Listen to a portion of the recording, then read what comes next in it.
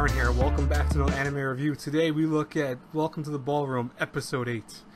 Now, wow, very emotional episode. I liked it. Very, very strong.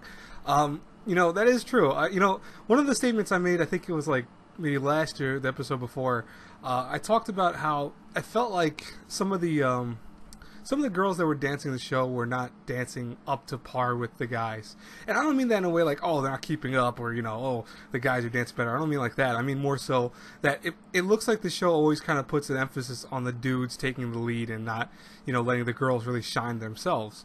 But, something that was very interesting that was said about this week's episode was the fact that, Mako, for example, because she's not really a dancer that wants to shine out other people. She wants to just be there helping out in the way she can, because obviously she can dance, but she realized, like, for example, on Tataro, because he's the more experienced one of the two, actually, which is very funny because she's had more dancing experience, but she relies on him to lead, and she doesn't have her own personality. And what's funny is that Hyodo went up and told Tataro flat out when Tataro had a breakdown a little bit, because he doesn't feel like he's even close to being as good as anyone else because he doesn't dance as long as anyone else, and he wishes that he would have been a dancer earlier.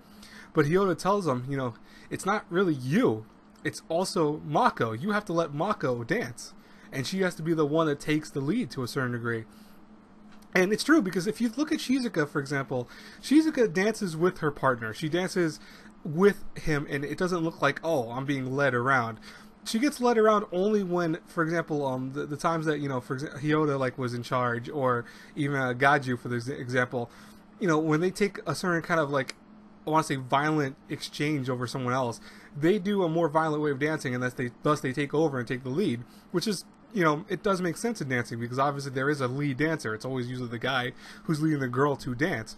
But in the case of those, it's that they fall behind slightly because they're being led along.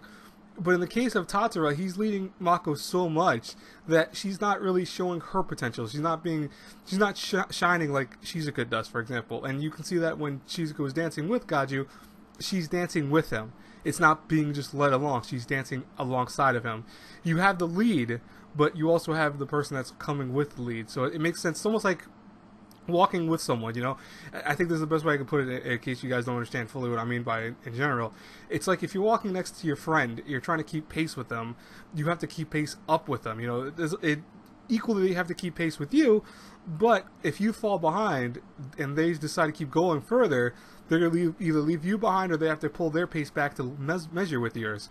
So what Hyoda said was actually 100% true, and Mako realized it because she had a fight with Gaju way back when in the last couple scenes of the show, but it shows a flashback of her getting into a fight for that exact reason. She doesn't have that drive that Gaiju or Shizuka has, for example.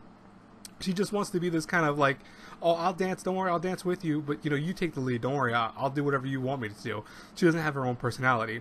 So at the very end of this episode, what was really cool is Mako said, you know what, I want to be able to bloom, help me to do that. And I thought that was very powerful. I'm like, oh, that's actually really cool that she wants to shine too, and she needs Tatara, like as Sengoku said, he needs to be the frame, and she needs to be the dancer with him. They need to work in unison, which is really cool. I think that wasn't Sengoku said that. I think it was still Hyoda, but it was a really cool scene, and I really liked this episode. Really, it was a very powerful episode.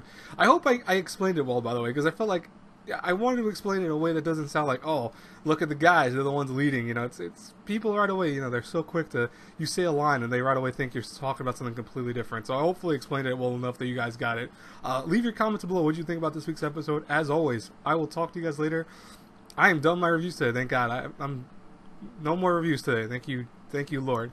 If Fate Apocrypha somehow should drop tonight, I doubt it, but if it does, I'll have it out tomorrow. And I'll talk to you guys tomorrow with all the other reviews I have to do. Anyways, God bless you all. Have a great day and a great night to you. Love everyone.